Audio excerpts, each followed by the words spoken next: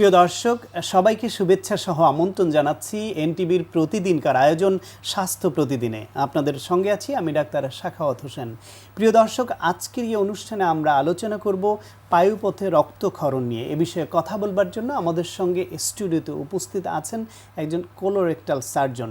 চলুন দর্শক, অনুষ্ঠানের শুরুতেই আমরা পরিচিত হয়ে নেই আমাদের আজকের অতিথির সঙ্গে।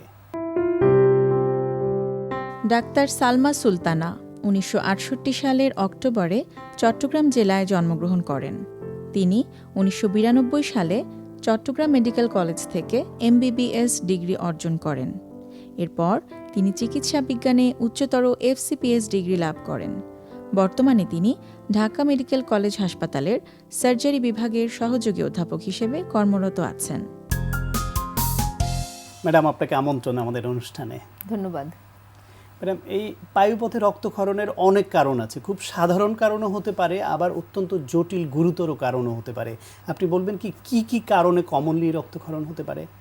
সবচেয়ে প্রথমে আমি বলবো যে খুব সাধারণ কারণেই রক্তক্ষরণ হয়, সেটা হচ্ছে কোষ্ঠকাঠিন্য।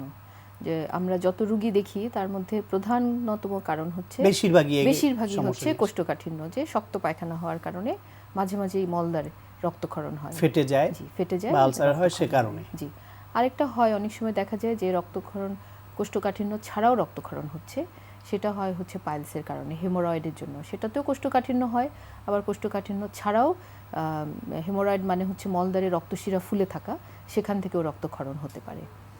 এছাড়া অনেক সময় দেখা যায় যে কিছু লিভার ডিজিজের জন্য, যে কিছু পোর্টাকেভাল অ্যানাস্টোমোসিস বা রক্ত জমাট বাঁধার কিছু রোগের কারণে, যে জমাট বাঁধছে না বা রক্তক্ষরণের টেন্ডেন্সি আছে, এ ধরনের কিছু রোগের কারণে হয়। আর আরেকটা যেটা সবচেয়ে গুরুতর কারণ আমি মনে করি, সেটা হচ্ছে আপনার রেকটাম বা কোলনে বা মলদ্বারের ক্যান্সারের কারণে রক্তক্ষরণ। মোটামুটি এইসব কারণেই একজন মানুষের যখন রক্তক্ষরণ হয় তখন সে আতঙ্ক বোধ করে। যেহেতু আপনি বললেন যে গুরুতর একটা কারণ হচ্ছে ক্যান্সার, সবারই প্রথমে মাথার মধ্যে ওই জিনিসটা ঢুকে এবং ভয় ঢুকে যায় যে আমি ক্যান্সারে আক্রান্ত হলাম কিনা। একজন মানুষের রক্তক্ষরণ হলে আবার কেউ কেউ এটাকে অবহেলাও করে, সাধারণভাবেই নেয়, দেখি না কি হয়। আপনার পরামর্শ কি? রক্তক্ষরণ কি ধরনের হলে বা কখন তার অবশ্যই চিকিৎসকের কাছে যাওয়া উচিত? আসলে রক্তক্ষরণ মলদ্বার দিয়ে দুই রকম হয়। একটা রোগীরা অনেক ক্ষেত্রে বুঝতে পারে না, সেটা হচ্ছে কালো রঙের পায়খানা হওয়া, আলকাতরার মতো। এটাও কিন্তু রক্তক্ষরণ, যেটা অনেক উপর থেকে আসে, রক্তটা আস্তে আস্তে এটা চেঞ্জ হয়ে ডাইজেশন হয়ে কালো হয়ে যায়। আর এটা হচ্ছে ফ্রেশ, একদম তাজা লাল রক্তক্ষরণ। তো আমি বলবো যে যে কোনো ধরনের কালো রঙের পায়খানাই হোক বা হঠাৎ করে হোক বা লাল রঙের টকটকে লাল রক্তক্ষরণই হোক, সেটা ব্যথা করেই হোক বা ব্যথাবিহীনই হোক, যেরকমই হোক, এটা অবশ্যই চিকিৎসকের পরামর্শ নেওয়া উচিত এবং এটা কখনোই ইগনোর করা উচিত না। যে আপনি বলছিলেন পাইলস একটা অত্যন্ত কমন বিষয়, অথবা ওই যে আরও কমন যেটা বলছিলেন কোষ্ঠকাঠিন্যের কারণে ওয়াল ফেটে যায় বা সেখান থেকে রক্তক্ষরণ। একজন মানুষের যদি এরকম কন্টিনিউয়াসলি দীর্ঘমেয়াদী কোষ্ঠকাঠিন্য থাকে এবং মাঝে মাঝে এরকম রক্তক্ষরণ হয়, তাহলে তার করণীয় কি বা এটার কারণে কোনো ঝুঁকি আছে কিনা? অবশ্যই প্রথমত হচ্ছে আতঙ্ক। যে রোগী যখনই রক্তক্ষরণ পড়ে আপনি বলছেন যে ভয় পেয়ে যায়, আমার বুঝি ক্যান্সার হলো, কিন্তু বেশিরভাগ ক্ষেত্রেই এগুলি ক্যান্সার না এবং এটা খুবই সাধারণভাবেই সমাধান করা যায়। কোষ্ঠকাঠিন্যটা ঠিক করে ফেললেই কিন্তু দেখা যায় যে 80% রক্তক্ষরণ এমনিই বন্ধ হয়ে যায়। কারণ কোষ্ঠকাঠিন্য যখন পাস করে তখনই দেখা যায় যে ওখানে ছিঁড়ে গেলে ব্যথা এবং রক্তক্ষরণ হয়। এখন এই রোগী যদি শুধু পায়খানাটা প্রতিদিন নর্মাল মেনটেন করে খাওয়া দাওয়ার মাধ্যমে, এত অনেক ওষুধপত্র কিছু খাওয়ারও দরকার নেই, স্বাভাবিক দৈনন্দিন জীবনের যে খাদ্য তালিকা, সেটাতেই কিছু ফাইবার, কিছু শাকসবজি বাড়িয়ে, পানি এগুলি বাড়িয়ে নিয়ে, মাংসের পরিমাণ একটু কমিয়ে নিলেই দেখা যায় যে যখনই পায়খানাটা নর্মাল হয়ে যায় রক্তক্ষরণটা বন্ধ হয়ে যায় এবং অলমোস্ট ম্যাক্সিমাম রোগী ভালো হয়ে যায়। তারপরেও যদি রক্তক্ষরণ কন্টিনিউ হতে থাকে, সেই ক্ষেত্রে আমরা কিছু ওষুধপত্র দিই। এটা ফাইন্ডিংসের উপর আমরা একটা প্রোক্টোস্কোপ পরীক্ষা করে দেখি যে কী কারণে এখানে রক্তক্ষরণ হচ্ছে এবং অ্যাকর্ডিং টু কজ যে কী কারণে হচ্ছে সেই অনুসারে আমরা চিকিৎসা দিয়ে থাকি। হেমোরয়েড বলছিলেন আপনি, যে ওইখানে রক্তনালীগুলো স্ফীত হয়ে যায় এবং সেখানে একটু আঘাত লাগলে বা ফেটে গেলে প্রচুর রক্তক্ষরণ হয়। হেমোরয়েডের কারণ কি? আসলে হেমোরয়েডের কারণ দুই রকম হতে পারে। একটা ফ্যামিলিয়াল হয়, যে অনেক সময় দেখা যায় বংশগতির মাধ্যমে ওখানে লুজ টিস্যু, যে ফেমোরয়েডাল কুশনগুলি থাকে, এই কুশন তো সবারই থাকে নর্মালি, মলদ্বারের ভিতরে কিছু ফুলা রক্তশিরা থাকে, সেখান থেকে কোনো কারণ ছাড়া পারিবারিকভাবে টিস্যুটা লুজ থাকে, অনেক সময় এগুলি আস্তে আস্তে নিজে নিজে বড় হয়ে রক্তক্ষরণ হয়। আর প্রধান কারণ হচ্ছে কোষ্ঠকাঠিন্য। কোষ্ঠকাঠিন্য এবং এখানেও সেই কোষ্ঠকাঠিন্য প্রধান কোষ্ঠকাঠিন্য ভূমিকা রাখছে। প্রধান ভূমিকা রাখছে। সেটা দূর করলে এই প্রবলেম সলভ হয়ে যাচ্ছে। আবার পাইলসের ক্ষেত্রে প্রাথমিক পর্যায়ে আসলে এখন ওষুধ চিকিৎসা আছে, যে পাইলস হলেই অপারেশন করে ফেলতে হবে, এই কনসেপ্টগুলি আসলে এখন চেঞ্জ হয়ে গিয়েছে। যে এখন দেখা যাচ্ছে যে ওষুধের চিকিৎসা আছে, যদি পায়খানা নর্মাল মেনটেন করে চলে এবং তার সাথে কিছু সাধারণ ওষুধ খায়, এটা কিন্তু সম্পূর্ণই নিরাময়যোগ্য প্রাথমিক পর্যায়ে। পাইলস কখন অপারেশনের দরকার হয়? বেশিরভাগ ক্ষেত্রেই অপারেশন লাগে না, কিন্তু যখন যদি দেখা যায় যে মেডিকেল ট্রিটমেন্ট ফেইল হয়েছে এবং পাইলসটা যে রক্তশিরা, পাইলসেরও স্টেজ আছে, ডিগ্রি আছে, যে 1, 2, 3, 4 আমরা 4টা ডিগ্রিতে ভাগ করি। যে শুধু রক্তক্ষরণ হলে এটা ফার্স্ট ডিগ্রি, রক্তক্ষরণের সাথে পাইলসটা যদি বেরিয়ে আসে আবার নিজে নিজে ঢুকে যায় সেকেন্ড ডিগ্রি, যদি বেরিয়ে আসে রুগী অনেক সময় চেপে ঢুকায় কারণ নিজে নিজে ঢুকতে পারে না থার্ড ডিগ্রি, বা সবসময় বেরিয়ে থাকে ফোর্থ ডিগ্রি। সাধারণত দেখা যায় থার্ড ফোর্থ ডিগ্রিতে যে আমাদের অপারেশনটা করতে হয়, কারণ এটা বেরিয়ে আসে, এটা ডিস্টারবেন্স, ফুলে থাকে, রক্তক্ষরণ হয়, সেই ক্ষেত্রে পাইলস অপারেশন করা হয়। অ্যানাল ফিশার আর একটা সমস্যা, এবং অ্যানাল ফিশার হলেও রক্তক্ষরণ হতে পারে সমস্যা আপনি বলছিলেন। অ্যানাল ফিশার কি, এটি কেন হয়? অ্যানাল ফিশার আমি বলবো যে এটা খুবই কমন, পাইলসের থেকেও। আমাদের দেশে একটা ভুল কনসেপ্ট আছে, আমাদের পায়খানা রাস্তায় রক্তক্ষরণ মানেই ওনার পাইলস হয়েছে, এরকম একটা ধারণা আছে। আসলে এটা খুবই ভুল।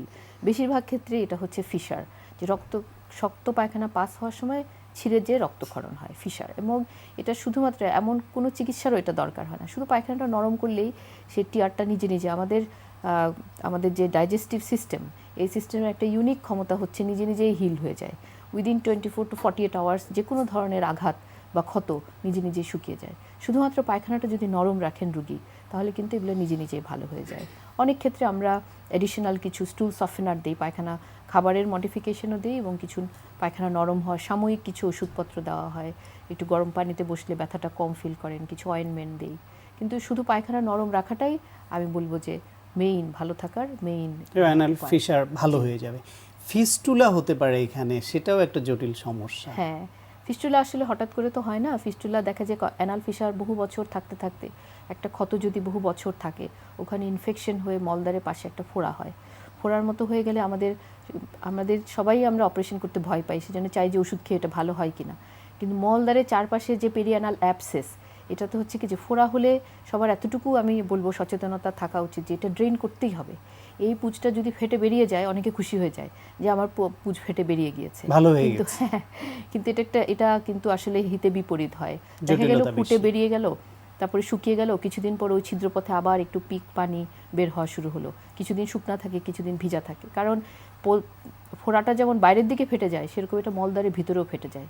তখন মলদ্বারের ভিতরের সাথে মলদ্বারের বাইরের একটা সুড়ঙ্গ পথের মতো কমিউনিকেশন হয়, এটাকেই ফিস্টুলা বলা হয়। এটা সাধারণ একটা ফোড়া থেকেও হতে পারে, আবার অ্যানাল ফিশারের কমপ্লিকেশন থেকেও হতে পারে।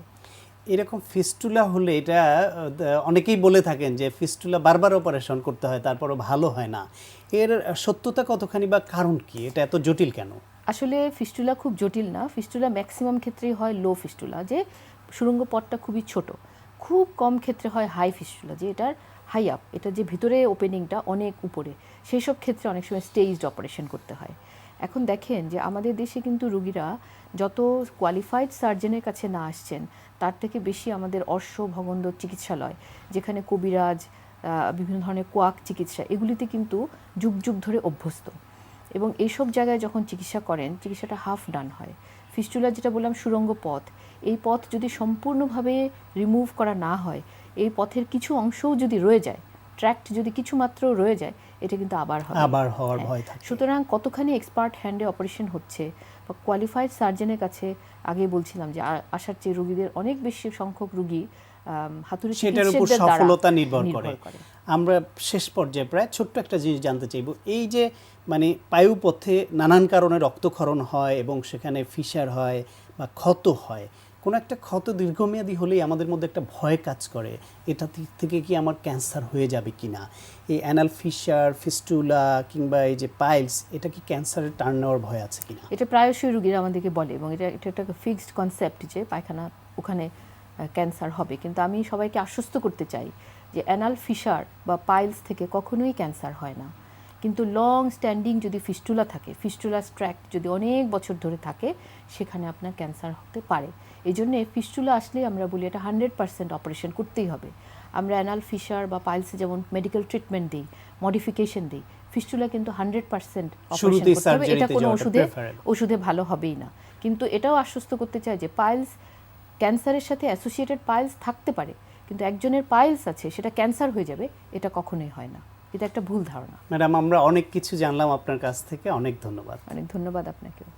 প্রিয় দর্শক, আমরা শুনছিলাম পায়ুপথে রক্তক্ষরণের কারণ ও তার প্রতিকার বিষয়ে কিছু প্রয়োজনীয় পরামর্শ।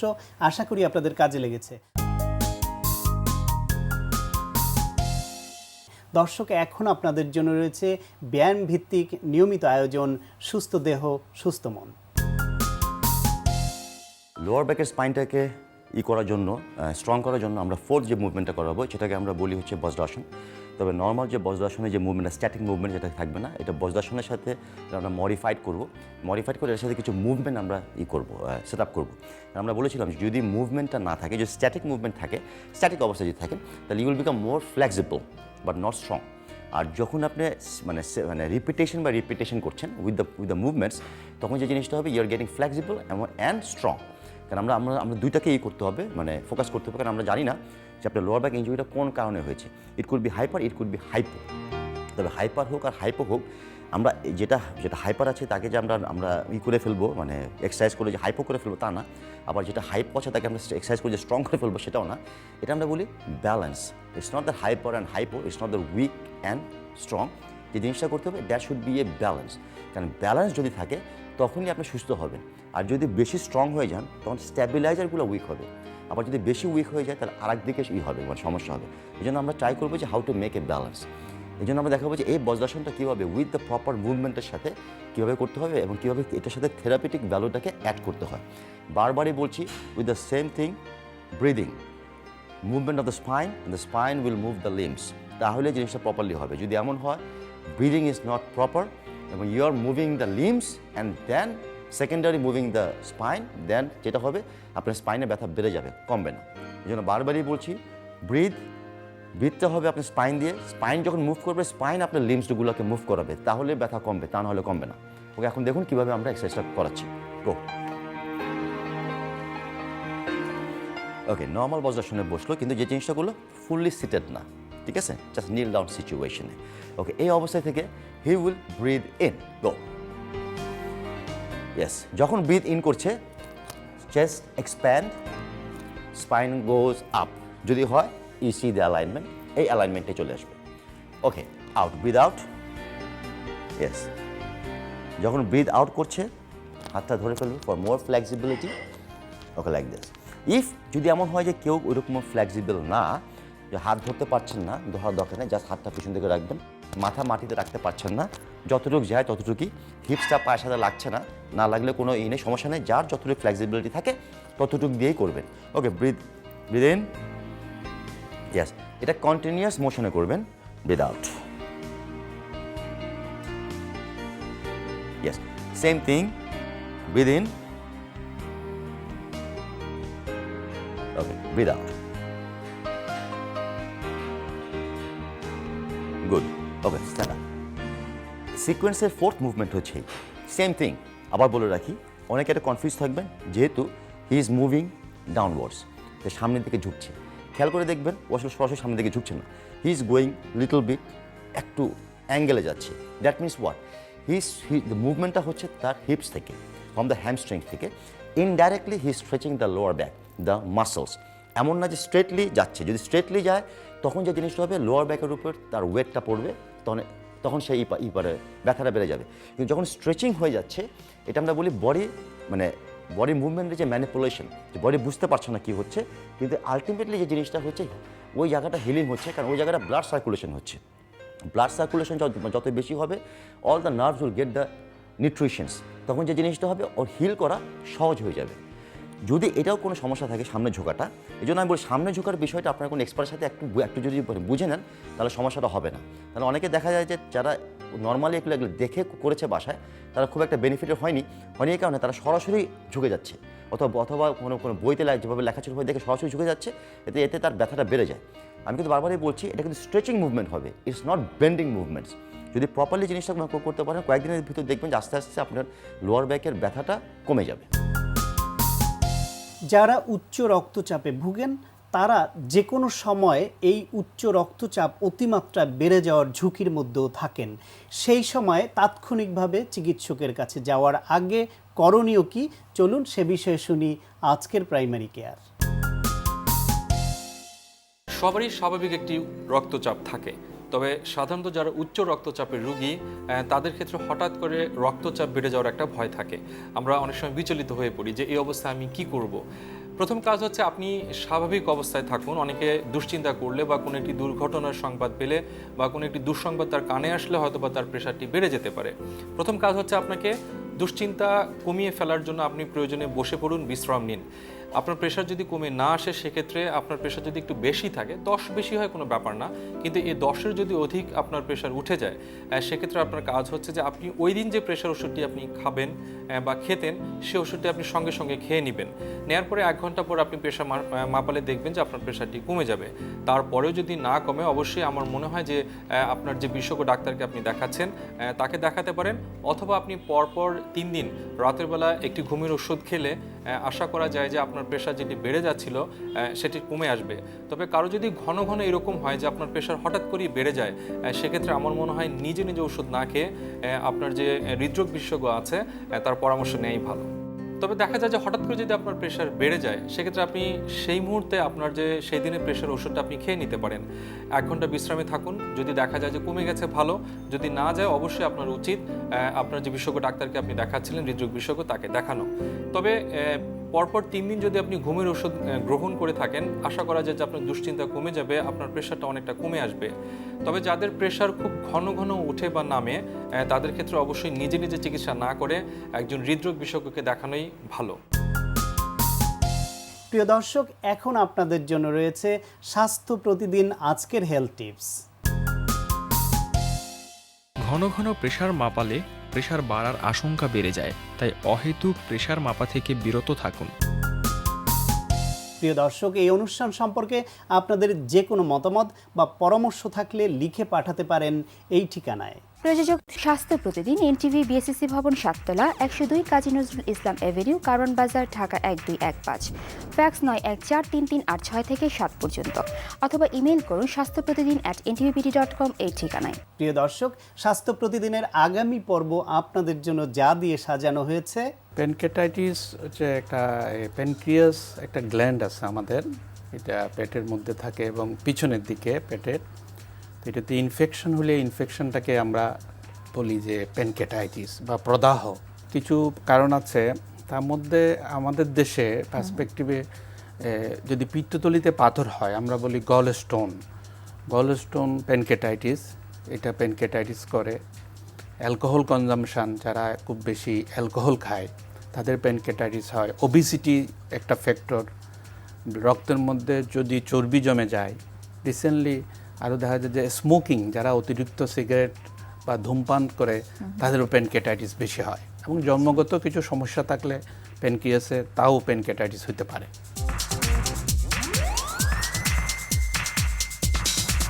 প্রিয় দর্শক, বিশ্বের যে কোনো প্রান্তে যে কোনো সময় এনটিভিতে সম্প্রচারিত আপনার প্রিয় স্বাস্থ্য প্রতিদিন অনুষ্ঠান দেখার জন্য ভিজিট করুন আমাদের পূর্ণাঙ্গ ওয়েব পোর্টাল www.ntvbd.com।